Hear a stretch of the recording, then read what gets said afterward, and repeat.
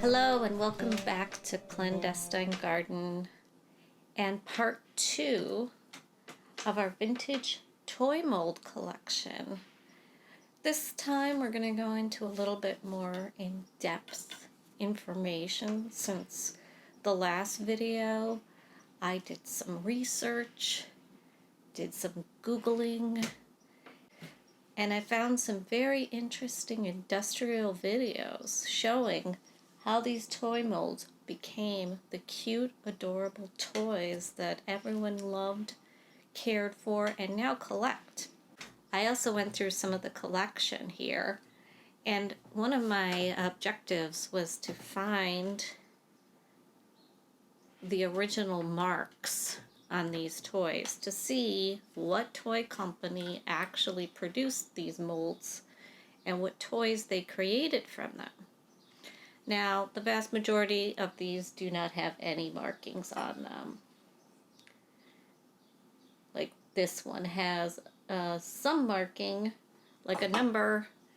Some of these toys, like this toy for instance, did not have any markings on it, but I could tell it was possibly definitely maybe mid-century for sure. Some toys, for instance, get it close here, get a picture of Mickey.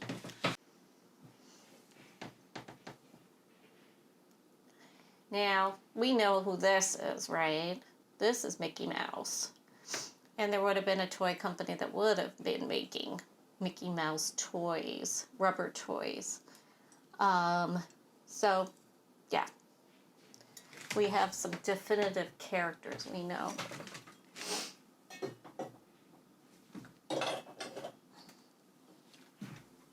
And of course, we know the Kewpie doll. This is a pretty obvious one. They were very, very popular. And this would have been one of the toy molds to make Kewpie dolls. But some of these are definitely marked. For instance, this fascinating little toy from the Rushton company. And we're going to go into a deep dive about this particular rubber-faced toys. The founder of Rushton Toys was Mary Rushton. Born Mary Waterman Phillips, she attended art school and did graphic design before she launched her toy company. Here you can see she was the one who sculpted in clay the doll heads. In 1921, she married William White Rushton of Atlanta, Georgia, and they renamed the company the Rushton Company. Manufacturers which had the distinction of being the largest soft doll and toy manufacturers in the United States, employing over 200 operators. Rushton's toy line were painted, rubber-faced animals and dolls, and they were made primarily from the 1950s to the 1960s. The company officially closed in 1984. Now, back in the era of these would have probably been produced from anywhere from the 20s up until 70s. Some were marked from the 90s. These were carved first by the artisan who wanted to create a cute little toy. They would have been maybe even sculpted from clay, and then they would have been cast into brass, bronze, because they were going to be injected with hot latex, rubber, and spun, then needing to be reused over and over and over again in this heavy, heavy industrial process. Now, because of this process, some of the molds are now very crusty, cracked on the exterior. They have all sorts of like warping and flaking. It gives them that really authentic industrial look. This is sort of how one imagines. Oops. This is how we see behind the veil, right? These are these pretty little toys that we all love and care about so much, relish, collectors now want. But this was the origin. This is the origin story of those toys. This is the origin story of industrialization in America and across the world. It's the curtain we draw back and see the wizard and all of his mechanisms. This is the rough, true industrial exposure. And you kind of gotta love it for that, right? It's a definite aesthetic. Some people are not into this brutalism. They want to see the actual toy. And a lot of these toys are extremely collectible today. But there's a market for those who love to see how things were made, the reality of industrialization, the kind of brutalism that came from the toy industry. And these are unique, one-of-a-kind things. They made multiple casts, obviously, of these, but not as many as the toys that were made. So they are these unique items that went through so much. Look at how much this went through. Look at those creepy fingers. Right? This sucker went through a lot. And now it's this unique, one-of-a-kind industrial object. Gotta love it for that.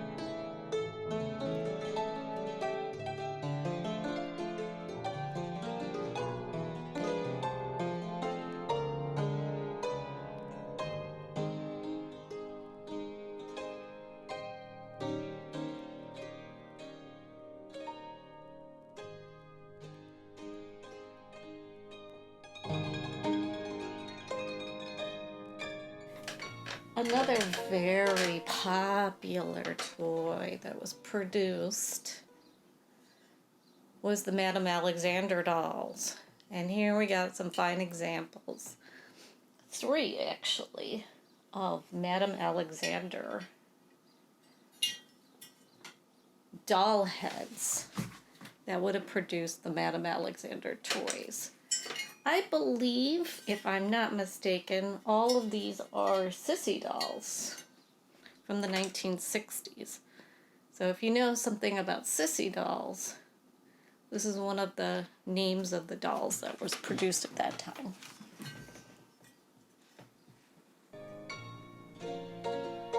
Beatrice Alexander Berman founded Madame Alexander Dolls, Born in 1895 to Russian immigrants in Brooklyn, New York, she grew up surrounded by dolls, living above her stepfather's doll hospital, the first in the United States. She founded her company in 1923 with her sisters. Her dolls were intended not only to be collectible, but able to be played with by children. These sissy dolls were made from the 1950s till 1960s. Madame Alexander dolls are still made today.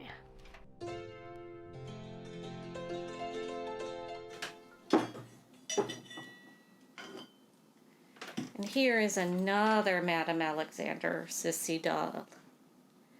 And you could imagine there was multiple people working on these assembly lines, just pouring and putting these dolls through the industrial process. This has a little like back clasp that could come undone. That's still interesting that still retains that piece. And I guess Madame Alexander really liked to mark all of her stuff. This one is totally beautiful. This has all the nice markings on the back, including that it was 1964, that it was a sissy. But just look at that amazing face. Oof. It's hard to imagine the beautiful doll that was created from this, but I also show some of the interior shots as well.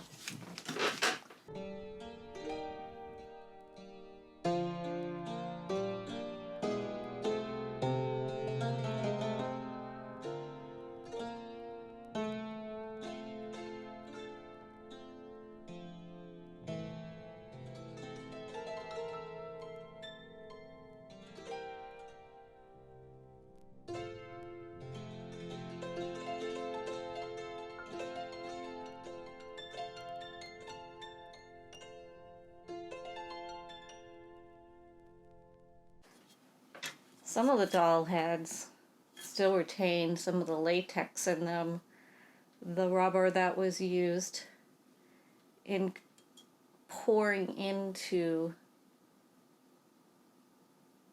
these molds to create the heads. Well, that's pretty gross interior.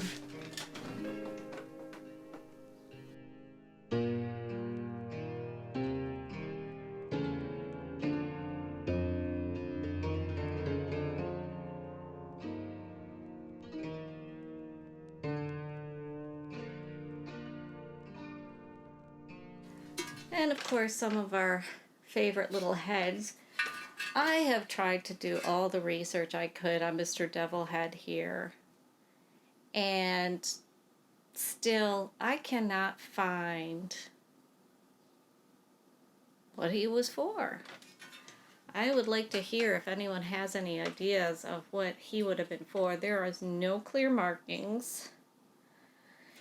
As you can see in the back end of him, he actually had a cape of some kind that was integrated, or at least the top of the cape, sorry for the dust, that was part of the mold. Was it a latex mask? I don't think so. Could have been for a child, but I doubt it. My best guess, doing the research I could, was that this might have been used to make a Punch and Judy character puppet head. I did some research and did find Punch and Judy puppets that were puppet heads, just made from latex or rubber. And then the bodies were like, you could put the hand up into the head and move the head around and the arms around. But there was a definitive character that was the devil in the Punch and Judy plays. Not usually seen often now, but he had this very crooked nose and the very exaggerated features. It was not used to make a cute little toy. That's all I'm saying. That's all I'm saying. I don't think a child was playing with a doll like this. Yeah, mittens. So, anyway, still doing research on where he comes from. My guess, he was made for a puppet or a Halloween mold of some kind, but I still am not certain, and I'm going to still continue to do the research on him.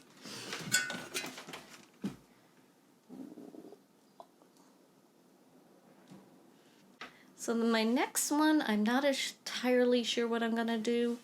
My friend also has an interesting collection, as you can see on the shelf behind me, of tins. That's also very fascinating.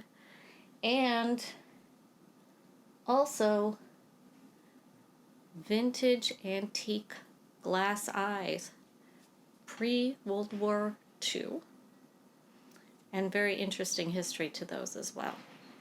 So, till next time, hope you enjoy this. Keep researching, keep finding things. Let me know in the comments if you see this video, if you have some further information on vintage toy molds, because I'm always interested and curious to find out more. Also, does this not look like Pazuzu from The Exorcist?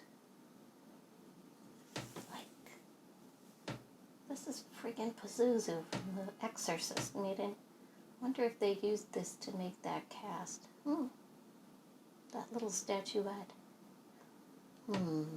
Alright, till next time. Bye.